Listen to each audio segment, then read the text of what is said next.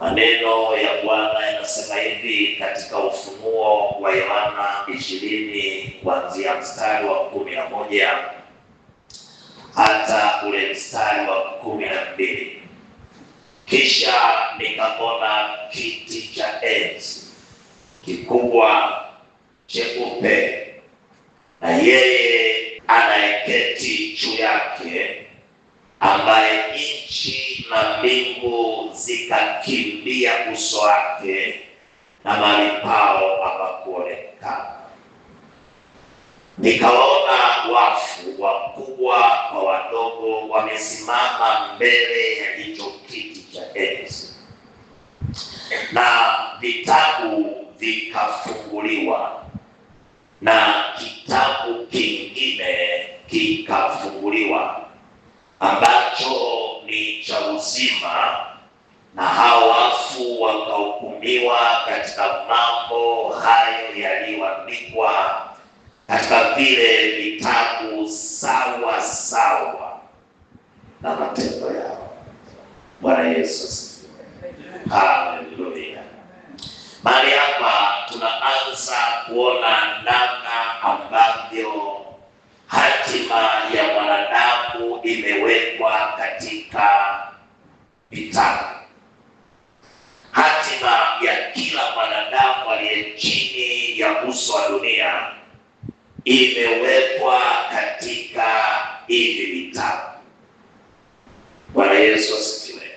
Na hivi vitabu vitakwenda kufunguliwa siku ambayo kutakuwa na mkutano mkuu wa mataifa yote, ambapo na yeye aliye mkuu atakuwa ameketi katika kiti cha enzi kwa ajili ya kutoa hukumu kwa kila mwanadamu.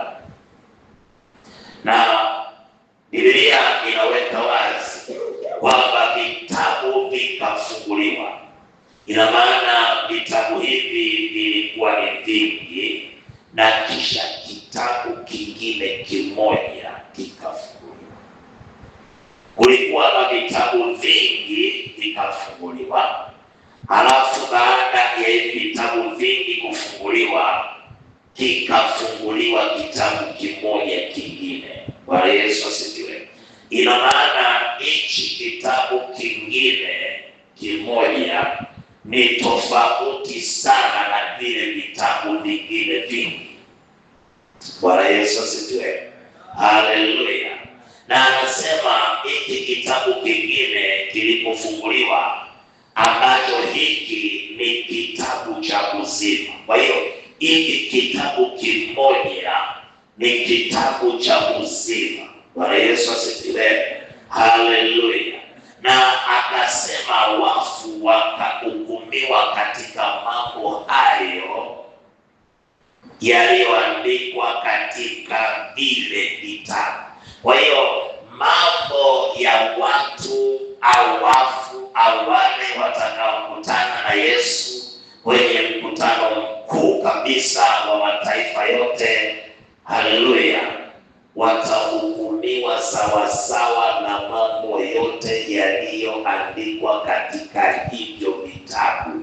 Hivyo vitabu vingine, hivyo vitabu ni vingi kwa sababu watu ni wengi. Maana nyingine, katika hivyo vitabu vingi, kila mmoja wetu hapa ana kitabu chake. Bwana Yesu asifiwe. Haleluya. Kwa maana nyingine, kama leo ni siku ya hukumu na mimi ndio natoa hukumu, ina maana tungekuwa na vitabu kwa kila mmoja wetu. Kitabu hicho kimeandikwa mambo yote uliyoyafanya hapa duniani. Ndugu yangu, ninaomba utafakari, ni habari ya mambo yote uliyoyafanya kwenye hii dunia. Bwana Yesu asifiwe. Haleluya. Mambo yote toka siku umezaliwa tumboni mwa mama yako, kitabu chako kilianza kuandikwa, na wewe mwenyewe mwenyewe ndio mwandishi wa kitabu hicho. Bwana Yesu asifiwe. Kitabu hicho kimejaa matendo yako yote uliyotenda, na hichi kitabu kitafunuliwa. Lakini baada ya hiki kitabu kufunuliwa vilivyojaa matendo ya kila mmoja wetu, basi kitafunuliwa na kitabu kingine ambacho hiki ndicho kitabu cha uzima. Leo Bwana ametupa neema ya kukiangalia moja ya kitabu hivi. Lakini kabla sijaenda kwenye hivi vitabu, wakati nilipokuwa naomba, Roho Mtakatifu aliniambia neno moja ya kwamba, je, unajua uandishi wa kitabu hichi unavyoandikwa? Nikamwambia sifahamu. Haleluya. Akaniambia ufahamu, na Jumapili ulisoma neno mahali hapa. Bwana Yesu asifiwe. Haleluya. Kwa hiyo nikaanza kufungua ile neno lilosoma Jumapili, alafu Bwana akaniambia ndivyo vitabu vyote vya kila mmoja wetu vilivyoandikwa. Bwana Yesu asifiwe. Haleluya. Ufunuo 5 ile sura mstari wa 1 nitasoma. Kisha nikaona katika mkono wa kuume wake yeye aliyeketi juu ya kile kiti cha enzi kitabu kilichoandikwa ndani na nyuma. Huu ni uandishi wa mbinguni. Haleluya. Bwana Yesu asifiwe. Kitabu hiki kilikuwa kimeandikwa ndani na nyuma. Hili ndivyo Roho ameniambia nikusomee ili uweze kuona na kitabu chako kimeandikwa. Huu ni uandishi wa mbinguni. Anasema kimetiwa muhuri sawa. Nikaona malaika mwenye nguvu akihubiri kwa sauti kuu, ni nani anayestahili kukifungua kitabu na kuzivunja muhuri zake? Lakini akaniendeza hata ule mstari mwingine, akaniambia nikusomee. Bwana Yesu asifiwe.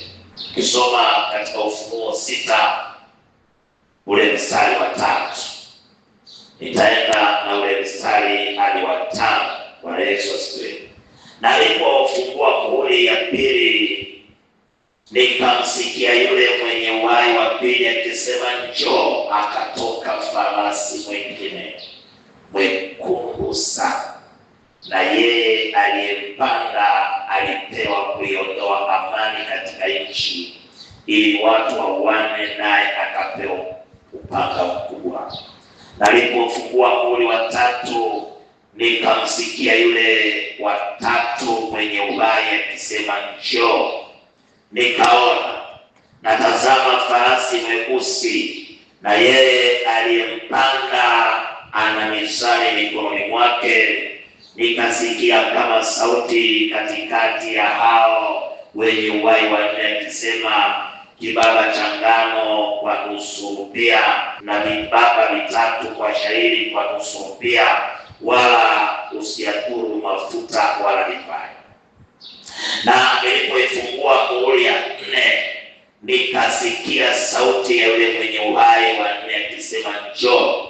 Nikaona na tazama farasi wa rangi ya kijivujivu, na yeye aliyempanda jina lake ni Mauti na Kuzimu, akafuatana naye, nao wakapewa mamlaka juu ya roho za nchi, waue na kwa panga na kwa njaa na kwa tauni na kwa ayawa. Bwana Yesu asifiwe. Bwana Yesu asifiwe. Ninachojaribu kukueleza, ninataka ukione kwanza hichi kitabu cha kwako jinsi kilivyoandikwa. Kitabu hiki kimeandikwa ndani na nyuma. Bwana Yesu asifiwe. Na kitabu hiki kilipoandikwa, kila kilipofunguliwa muhuri aliona. Bwana Yesu asifiwe. Aliona. Maana yake nini? Sio kitabu kilichoandikwa maneno, kimeandikwa kwa picha za matukio yatakayofuata. Na kwa maana nyingine, uandishi wa vitabu vya mbinguni sio uandishi unaoona wewe hivi kwamba hapo mwanzo palikuwa ziumba mbingu na nchi. Yaani wewe ukifungua kile kitabu, badala ya kuona maneno unaanza kuona ule muumbaji. Hapo mwanzo mbingu iko, unaona mbingu inaumbwa. Siku ya kwanza unaona. Bwana Yesu asifiwe. Siku ya pili unaona, sio maneno. Sio, unanielewa vizuri? Bwana Yesu asifiwe. Ninataka nikulete pale ambapo Roho Mtakatifu anataka ufundishike ili uelewe. Uandishi kwa maana nyingine, kama Biblia hii ingefunuliwa kule mbinguni kwa uandishi wa mbinguni, hapo mwanzo Mungu aliziumba mbingu na nchi. Na nchi ilikuwa ukiwa tena utupu, na giza lilikuwa juu ya vilindi vya maji, na Roho ya Mungu ilikuwa imetulia juu ya uso wa dunia. Ina maana tungeona kikifunuliwa hapo mwanzo. Unaona jinsi mwanzo ilivyokuwa, jinsi dunia ilivyokuwa ukiwa, jinsi dunia ilivyokuwa utupu. Unaona, Bwana Yesu asifiwe, jinsi giza lilivyofunika uso wa dunia, jinsi ambavyo Roho wa Mungu alikuwa ametulia juu ya vilindi vya maji. Maana nyingine ni kwamba mimi na wewe, yote yaliyoandikwa juu ya maisha yetu hayajaandikwa kwa maneno, yameandikwa kwa matukio yaliyo halisi. Picha zimetokea. Yaani utajiona jinsi ambavyo ulitenda, jinsi ambavyo ulifanya. Bwana Yesu asifiwe. Haleluya. Yaani kama ulikuwa unaongea na Joni, utajiona unaongea na Joni. Lakini Biblia inaendelea kusema na shuhuda zinasema utajiona mpaka ndani ya nafsi yako ulikuwa unaongea na Joni ukiwa na hisia gani. Yes.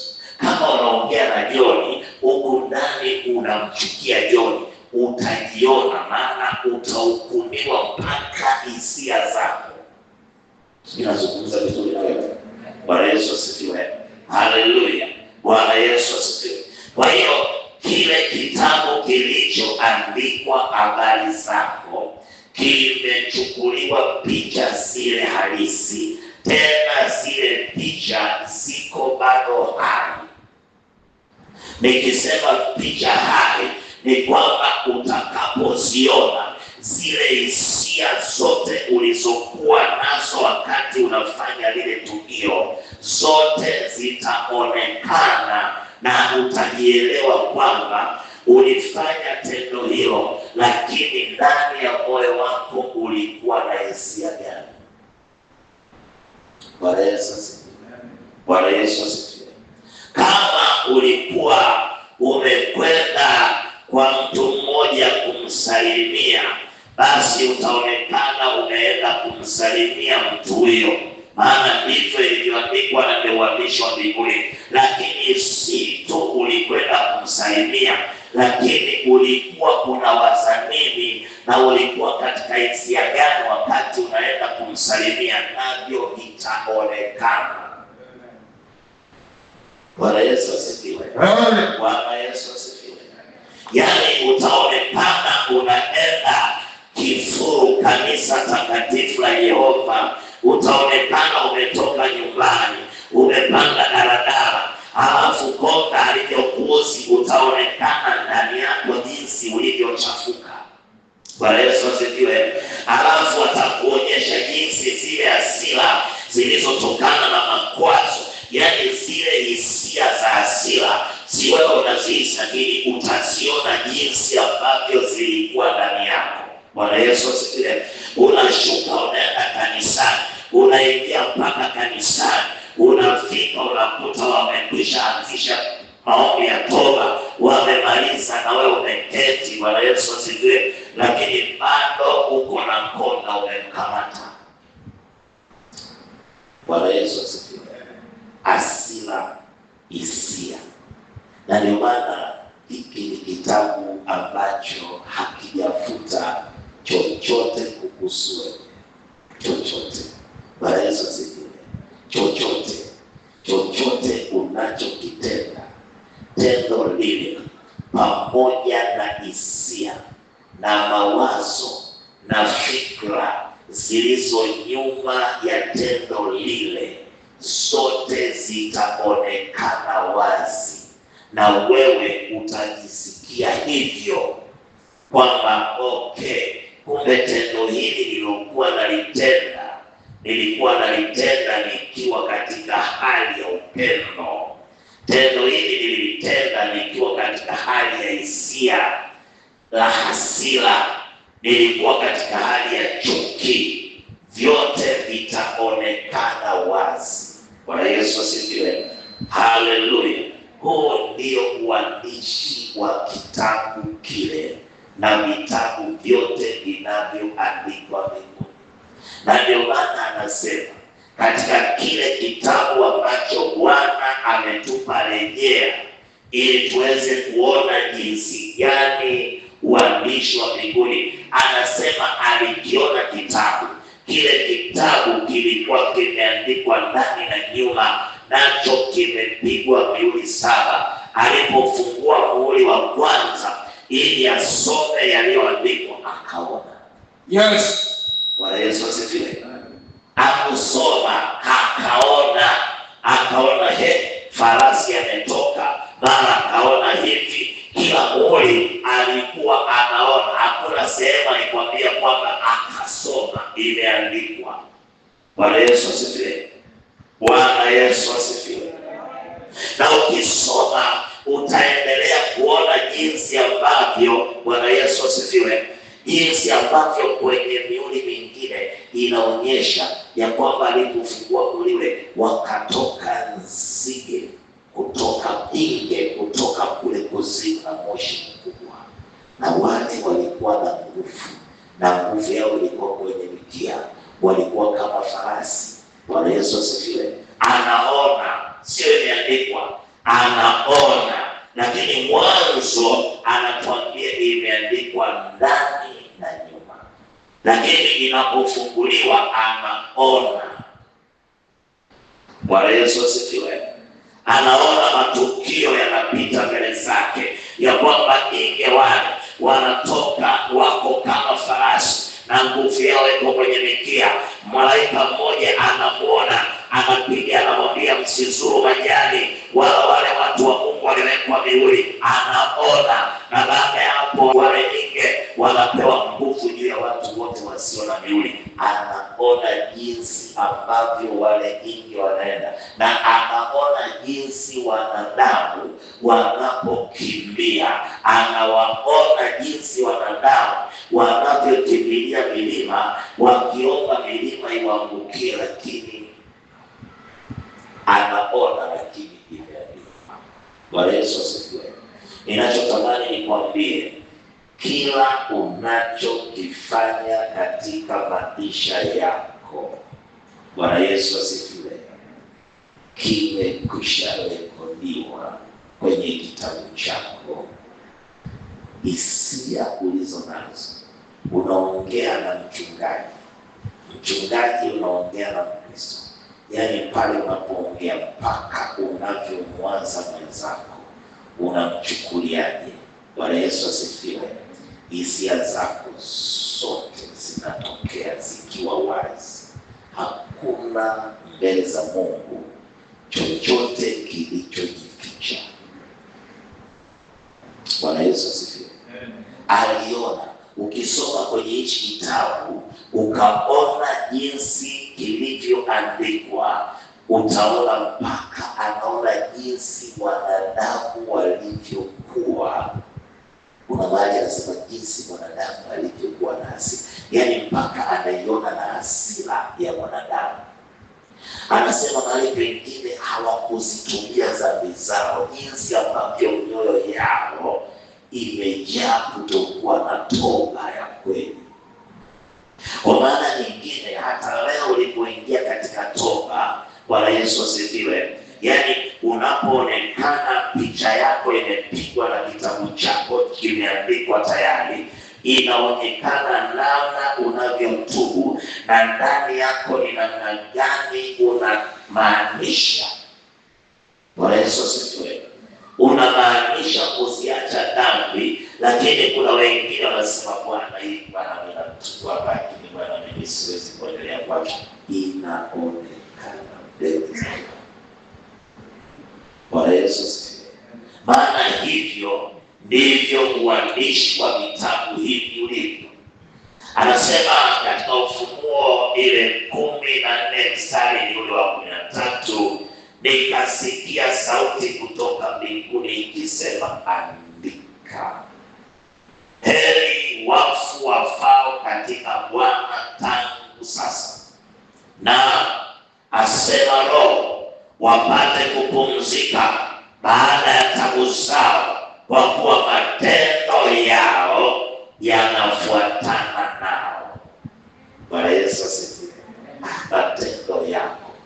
Biblia haijasema matendo haya ni mema au mabaya. Bwana Yesu asifiwe. Lakini kwa sababu imesema ni heri na wapate kupumzika baada ya tabu zao, ina maana watu wao walikuwa na matendo mema. Bwana Yesu asifiwe.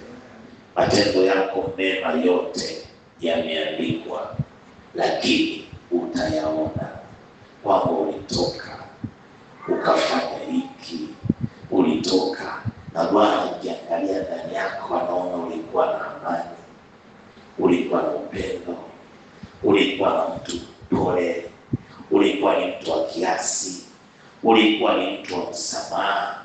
Yaani unapomsamehe mtu, unasema nimenisamehe, nimekusamehe, unaonyesha mpaka ndani umemaanisha msamaha kweli, au ilikuwa ni msamaha ili mradi, wanasema Waswahili, unafunika kombe ili mwanadamu apite kwa kipindiko, lakini bado umeshikilia. Bwana Yesu asifiwe. Haleluya. Bwana Yesu asifiwe. Ninachojaribu kuzungumza ni kwamba katika vitabu hivi matendo yale uliyoyatenda yote yamerekodiwa katika viwango ambavyo unamwona huyu jamaa anapiga picha, huyu anapiga picha tu, lakini yule anapiga picha mpaka anaiona huyu bwana aliyekuwa anahubiri, alikuwa anahubiri katika viwango vya roho. Yes. Yesu asifiwe.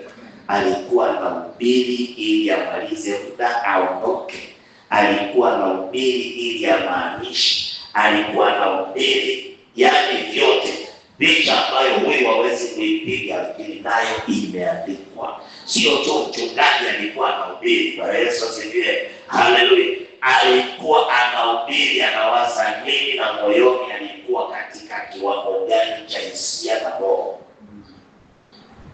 Vyote tunajiona. Tangu alikuwa anahubiri, lakini hapa ulikuwa unawaza sadaka tu. Ulikuwa wazi roho la nafsi za wanaopotea. Bwana Yesu asifiwe.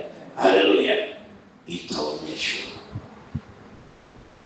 Na ndio maana ni muhimu kusafisha toka ndani, ili yale matendo yawe na thawabu mbele zao.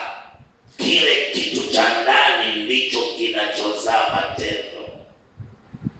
Yaani hautahesabiwa tu kwa sababu umetenda tendo, bali utahesabiwa ni tendo hilo ulitenda ukiwa katika hali gani ya kiroho ndani.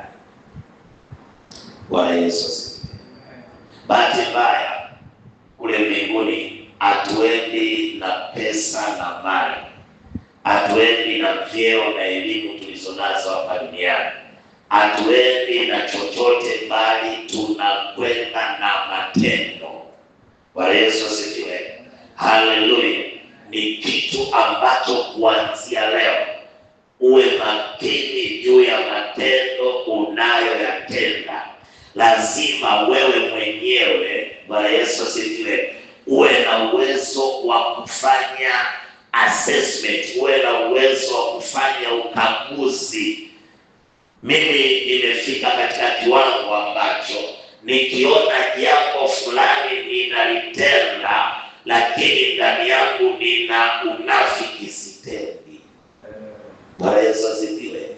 Kwa sababu itaonekana nina haki mbele za watu, lakini mbele za Mungu ni zero. Bwana Yesu asifiwe. Haleluya. Ni kabla hujatenda jiulize, dhamira yako ya ndani inasema nini? Kama ukiona dhamira yako ya ndani haijawa aligned na mapenzi ya Mungu, usiende, imerekodiwa. Bwana Yesu asifiwe. Na hautalipwa thawabu yoyote. Bwana Yesu asifiwe. Ila ukiona hiki ninachokwenda kukitenda kimesimama sawa sawa na mapenzi ya Baba yangu aliye mbinguni, mwanangu, toka nenda katende, maana hicho kitakupa thawabu mbele za Mungu. Bwana Yesu asifiwe. Kwa hiyo ninachojaribu kuendelea kukwambia wewe mwanafunzi, wewe muumini wa Injili ya utakatifu, ni lazima kila tendo unalolitenda lipime dhamira yake kwanza. Je, dhamira yake iko safi? Inaendana na kusudi na mapenzi ya Bwana? Kama unaiona dhamira yako ni safi, Bwana Yesu asifiwe, basi nenda katende, kwa sababu kwako itahesabika ni thawabu, nayo itakuwa ni hazina njema. Bwana Yesu asifiwe. Bwana Yesu asifiwe. Hivi ndivyo ambavyo mimi na wewe tunapaswa kuenenda katika kila matendo tunayotenda. Bwana Yesu asifiwe. Unajua kuna mtu anaweza akakupa shilingi 10,000 ukimwomba, lakini ndani ya moyo wake amekusimanga. Bwana Yesu asifiwe. Haleluya. Bwana Yesu asifiwe. Anakupa lakini ndani yake amekusimanga vya kutosha. Bwana Yesu asifiwe. Lakini 10,000 wewe, Bwana Yesu asifiwe. Mungu achukui asante tu. Bwana Yesu asifiwe. Achukui kutoa kwako shilingi 10,000. Bwana Yesu asifiwe. Hiyo umepata thawabu mbele ya yule aliyeomba, lakini Bwana anakwenda mpaka ndani ya moyo, kabla na baada ya kutoa 10,000, nini kilikuwa ndani yako? Bwana Yesu asifiwe.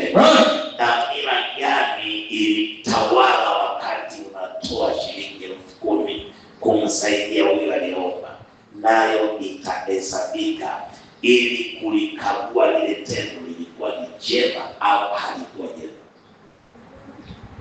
Kuna tendo unaliona jema machoni pako, tumefichwa mengi, haleluya, lakini mbele za Bwana ni. Bwana Yesu asifiwe.